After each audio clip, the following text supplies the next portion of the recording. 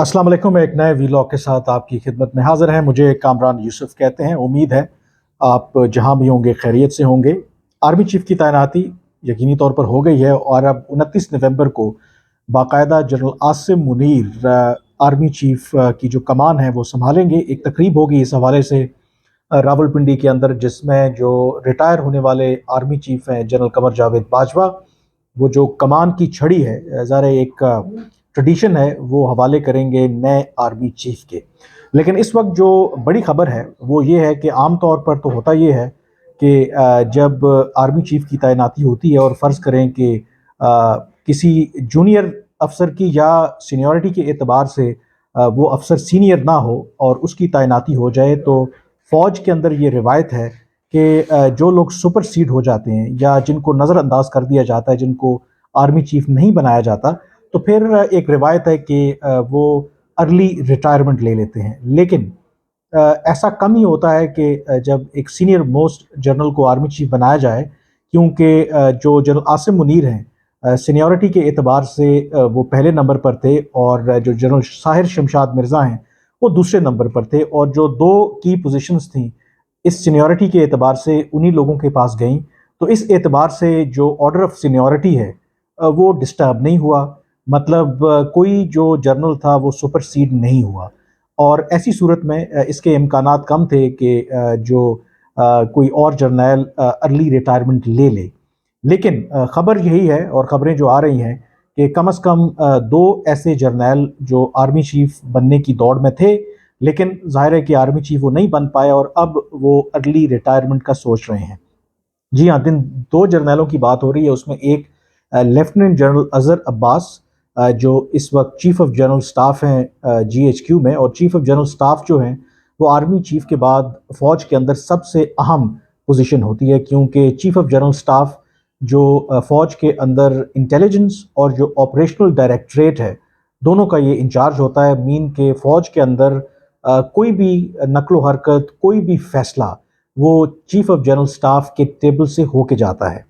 और क्योंकि अज़हर अब्बास भी एक मजबूत उम्मीदवार थे आर्मी चीफ बनने के, लेकिन ज़ाहिर है कि वो आर्मी चीफ नहीं बन सके, और उनके हवाले से ये इत्तला आ रही है कि अब उन्होंने वक्त से पहले रिटायर होने का फ़ैसला किया है। अदरवाइज़ उनकी जो डेट ऑफ रिटायरमेंट है वो कोई अप्रैल 2023 बनती है, अगर वो कंटिन्यू रखना चाहें। एक तो ज़ाहिर है कि ज़राए के ज़रिए ये ख़बरों की तस्दीक हो रही है बाकायदा तौर पर ISPR की तरफ से, या उनके हवाले से बराह रास्त अभी किसी ने कुछ नहीं कहा, लेकिन ख़बरें यही आ रही हैं कि उन्होंने अर्ली रिटायरमेंट लेने का फ़ैसला किया है।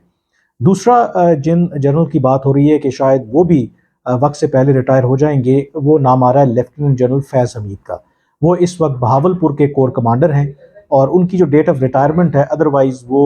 अप्रैल 2023 ही है, क्योंकि आसिम मुनीर के अलावा बाकी जो चार जर्नैल थे सीनियरिटी के एतबार से, ये एक ही लॉन्ग कोर्स यानी कि PMA लॉन्ग कोर्स के हैं 76 के, और इनकी जो रिटायरमेंट है वो भी अप्रैल में है। लेकिन क्योंकि आर्मी चीफ की दौड़ से ये भी बाहर हुए, तो इनके बारे में भी ये कहा जा रहा है कि ये भी शायद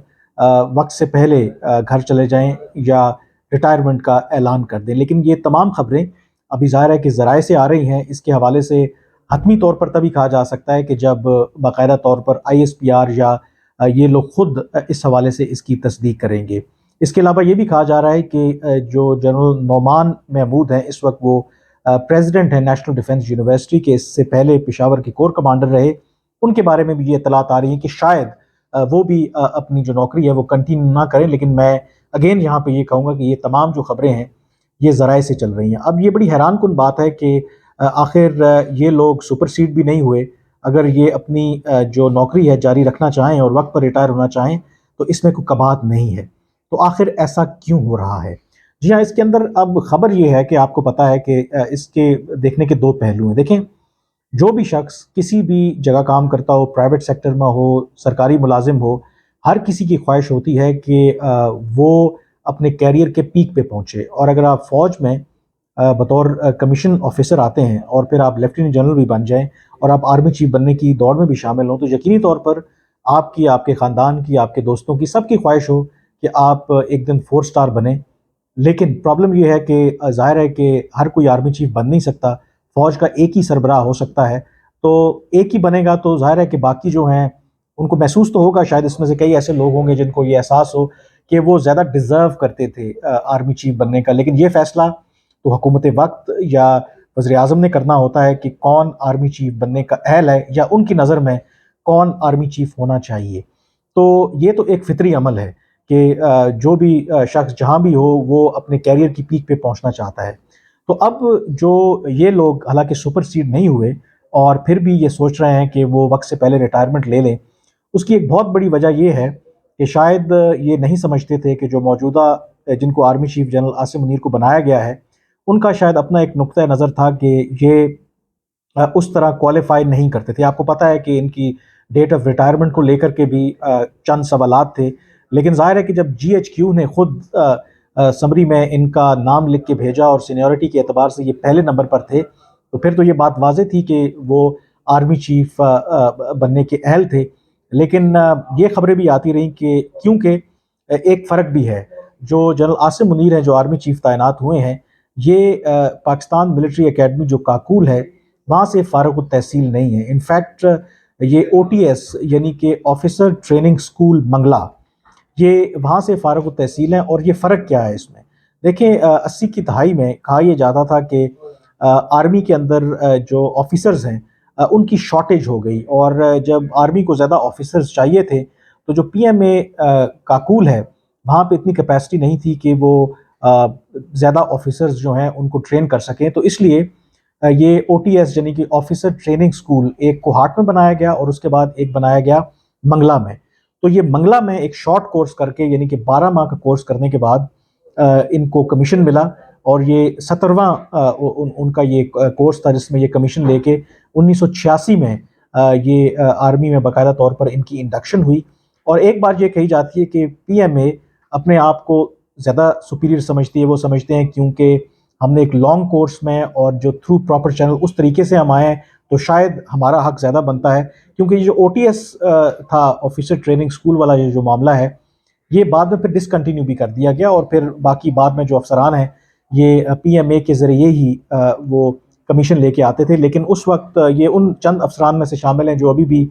موجود تھے جو آفیسر ٹریننگ سکول کے ذریعے جنہوں نے فوج میں شمولیت اختیار کی۔ تو ایک یہ بھی وجہ سمجھی جاتی ہے کہ ان کے خیال میں اگر کسی کو آرمی چیف بننا تھا تو وہ جو 76 لانگ کورس ہے جن کے 4 جو امیدوار تھے وہ ان کے درمیان مقابلہ تھا، انہی کو بننا چاہیے۔ دوسرا اس کے اندر ایک اور جو پہلو یہ ہے کہ شاید جو کیونکہ انہوں نے کسی حد تک جنرل عاصم منیر کی بطور آرمی چیف بننے کی مخالفت کی تھی، اور اب کیونکہ حکومت نے ان کو آرمی چیف تعینات کر دیا ہے، تو یہ بات تو بڑی واضح ہے کہ جب جنرل عاصم منیر چارج سنبھالیں گے تو پھر ان آفیسرز کا جنہوں نے اپنی ایک پوزیشن لی ہو ان کے لیے کام کرنا ممکن نہیں ہے۔ اور یہ باتیں بھی عام ہیں کہ ایون کہ جنرل عاصم منیر یا جو لیفٹیننٹ جنرل فیض حمید ہیں یا جو اظہر عباس ہیں، شاید ان کے جو ورکنگ ریلیشن شپ ہیں یا تعلقات ہیں وہ بھی ٹھیک نہیں ہیں، اور اب کیونکہ وہ آرمی چیف بن گئے ہیں تو ظاہر ہے کہ پھر آرمی چیف کی ہی چلتی ہے۔ تو میرے خیال میں ان لوگوں نے یہی مناسب سمجھا کہ بجائے اس کے کہ کوئی اس طرح کی بدمزگی ہو تو بہتر ہے کہ ایک آنریبل طریقے سے ارلی ریٹائرمنٹ لے لی جائے۔ لیکن میں ایک بات یہاں پہ ضرور کہوں گا کہ ابھی اس کی سرکاری سطح پر تصدیق ہونا باقی ہے، کیونکہ ایک اور انٹرسٹنگ پہلو یہ بھی ہے کہ جب سے نئے آرمی چیف کی تعیناتی ہوئی ہے ابھی تک آئی ایس پی آر جو ہے وہ خاموش ہے، اور میرے لیے یہ غیر معمولی بات ہے، کیونکہ 2013 میں بھی 2016 میں بھی جب آرمی چیف اور chairman joint chief of staff کی تعیناتی ہوئی تو آئی ایس پی آر بڑا ایکٹیو رہا ہے کہ فوراً سے ان کی طرف سے خاص کر کے جو نئے آرمی چیف جو بنتے ہیں یا chairman joint chief of staff ان کی پروفائل کمپلیٹ جو ہے اس کے حوالے سے فوراً میڈیا کو آگاہ کیا جاتا ہے۔ لیکن یہ پہلی دفعہ ہے کہ آرمی چیف کی تعیناتی کو اب کافی وقت گزر چکا ہے، لیکن ابھی تک جب میں یہ وی لاگ کر رہا ہوں کہ ان کی طرف سے باقاعدہ طور پر کوئی جو پروفائل ہے نئے آرمی چیف کی اور chairman joint chief of staff committee کی وہ ابھی تک آئی نہیں ہے۔ این ممکن ہے کہ ظاہر ہے جب 29 کو وہ چارج سنبھالیں گے تو اس دن یہ ان کا جو پروفائل ہے اور باقی ڈیٹیل ہے وہ سامنے نہ آئے، لیکن ٹل ناؤ مکمل طور پر خاموشی ہے آئی ایس پی آر کی طرف سے۔ تو اس حوالے سے بھی آئی ایس پی آر کچھ نہیں کہہ رہا کہ جن افسران کی بات ہو رہی ہے کہ شاید انہوں نے ارلی ریٹائرمنٹ لے لی ہے۔ ایک تو یہ خبر ہوگی، دوسرا یہ چیز ہے کہ اب آرمی چیف کی جو یہ تبدیلی ہونے جا رہی ہے، نئے آرمی چیف آئے ہیں، تو اس میں یہ میں آپ کو بات بتاؤں کہ اس چینج آف کمانڈ سے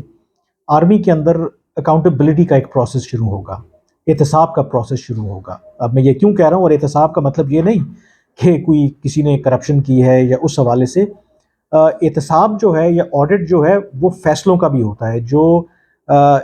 پہلے جو لیڈرشپ رہی، خاص کر کے جو جنرل قمر جاوید باجوہ ہیں، 6 سال جو آرمی چیف رہے، ان کے جو جتنے فیصلے ہیں یا جو بڑے بڑے فیصلے ہیں ان کا آڈٹ ہوگا، ان کا احتساب ہوگا، اور اس کو سامنے رکھتے ہوئے پھر جو نئے آرمی چیف ہیں وہ اپنا جو فیصلے ہیں اس حوالے سے کریں گے۔ اب میں یہ کیوں کہہ رہا ہوں، اسی لیے کہتے ہیں کہ ایکسٹینشن جو ہے آرمی کے اندر یہ ایک بہت بری چیز ہے، کیونکہ اس سے احتساب کا عمل جو ہے فوج کے اندر وہ رک جاتا ہے۔ اور میں یہ کیوں کہہ رہا ہوں، کیونکہ جب جنرل قمر جاوید باجوہ کی ایکسٹینشن ہو رہی تھی تو اس وقت یہ کنٹروورسی چل رہی تھی، تو ایک تقریب میں اسلام آباد کے اندر میری ایک ریٹائرڈ 4 اسٹار جنرل سے ملاقات ہوئی۔ وہ chairman joint chief of staff committee بھی رہے، وہ D G I S I بھی رہے۔ ان سے میری بات ہوئی تو میں اسی حوالے سے ان سے بات کر رہا تھا، تو میں نے ان سے یہ سوال کیا کہ آخر جب ساری دنیا کو پتہ ہے کہ جب آپ ایکسٹینشن لیتے ہیں تو آپ اپنی جو مورل اتھارٹی ہے وہ فوج کے اندر کھو دیتے ہیں، فوج میں باقی جو افسران ہیں، باقی لوگ اچھا نہیں سمجھتے، تو پھر جنرل باجوہ جو ہیں وہ کیوں ایکسٹینشن لینا چاہ رہے ہیں؟ اور ان کے سامنے جنرل کیانی کی مثال بھی موجود ہے۔ وہ جب اپنا پہلا جو ان کا 3 سالہ دور تھا بڑا زبردست تھا، لیکن جب انہوں نے ایکسٹینشن لی تو اس کے بعد ان کو کافی چیلنجز کا سامنا کرنا پڑا، اور پھر جب وہ ریٹائر ہوئے تو اس طرح کی جو رسپیکٹ ہے یا ڈگنیٹی جس طرح سے ان کو جانا چاہیے تو اس طرح وہ نہیں گئے۔ تو ان مثالوں کو سامنے رکھتے ہوئے آفٹر آل جنرل باجوہ ایسا کیوں کر رہے ہیں؟ تو ان جرنل نے بڑا زبردست مجھے جواب دیا، انہوں نے کہا کہ کامران دیکھو کہ یہ جو سوالات آپ کر رہے ہیں اس کا جواب آپ کو تب ملے گا جب جنرل باجوہ جو ہیں وہ آرمی چیف نہیں رہیں گے اور ان کی جگہ پہ کوئی اور آرمی چیف آئے گا۔ انہوں نے یہ کہا کہ فوج کے اندر یہ ایک 4 اسٹار ریٹائرڈ جنرل مجھے کہہ رہے ہیں کہ جو فوج کے اندر ایک چیز بڑی واضح ہے کہ فوج کے اندر احتساب کا عمل جو ہے وہ چینج آف کمانڈ کے ساتھ ہوتا ہے۔ مطلب جب چینج آف کمانڈ ہوتی رہتی ہے، نہ صرف آرمی چیف کی سطح پر، باقی جو بھی کمانڈ کی چینج ہوتی ہے تو ایک چیزیں ایوالو ہوتی رہتی ہیں۔ اگر پچھلی کو کمانڈر تھا یا آرمی چیف تھا، اس نے کہیں غلط فیصلے لیے تو جو نیا آرمی چیف آئے گا اس کا وہ آڈٹ کرے گا، اس فیصلے کا احتساب کرے گا اور پھر اس میں کریکشن کر کے آگے جائے گا، اور اس سے پھر ادارے کے اندر چیزیں جو ہیں وہ بہتری کی طرف جاتی ہیں۔ لیکن اگر ایک ہی شخص ایک سیٹ پر جم جائے تو وہ جو خود احتسابی کا عمل ہے یا جو اکاؤنٹیبلٹی کا پروسیس ہے وہ رک جاتا ہے۔ تو ان کا یہ کہنا تھا کہ جس دن جنرل باجوہ ریٹائر ہوں گے، نیا آرمی چیف آئے گا، تو آپ کو وہ تمام سوالات کے جواب جو آپ مجھ سے پوچھ رہے ہیں وہ مل جائیں گے۔ تو آپ دیکھیں گے کہ جو نئے آرمی چیف عاصم منیر جب ٹیک اوور کریں گے تو بہت سے جنرل باجوہ کے زمانے کی جو فیصلے، جو غلط فیصلے ہوں گے، جو یا انہوں نے غلط فیصلے کیے، ان کو کریکٹ کیا جائے گا اور وہ پبلک میں آپ کے سامنے بھی آئیں گے۔ اسی لیے یہ بہت ضروری ہے کہ جو بھی آرمی چیف تعینات ہو وہ صرف 3 سال کے لیے ہو، اور 3 سال کے بعد اپنی مدت پوری کرنے کے بعد وہ نئے آرمی کو چیف کو موقع دے کہ وہ فوج کی کمان سنبھالے۔ اس سے ایک تو جو لیڈرشپ کی جو تبدیلی بھی ہوگی اور فوج کے اندر جو بہتری کا عمل ہے وہ بھی جاری رہے گا، کیونکہ نیا جو آرمی چیف آئے گا وہ پچھلے آرمی چیف کے اگر غلط فیصلے کیے ہیں تو ان کو کریکٹ کرنے کی کوشش کرے گا، ان کی اکاؤنٹیبلٹی بھی کرے گا، کیونکہ ایک آرمی چیف خود اپنے لیے گئے فیصلوں کا تو آڈٹ بھی نہیں کر سکتا، نہ ہی اکاؤنٹیبلٹی کر سکتا ہے۔ تو اس لیے جنرل عاصم منیر جب چارج سنبھالیں گے تو آپ دیکھیں گے کہ بڑا ریپڈلی فوج کے اندر بہت سی تبدیلیاں آئیں گی۔ جو ماضی میں جنرل قمر جاوید باجوہ نے جو فیصلے لیے، اگر وہ غلط فیصلے تھے تو ان کو وہ انڈو کریں گے، اور ڈیفینیٹلی ہم کوشش کریں گے کہ جو بھی وہ فیصلے ہوں ان سے ہم آپ کو آگاہ رکھیں۔ آج کے ویلاگ سے اتنا ہی، مجھے اجازت دیجیے، اللہ حافظ۔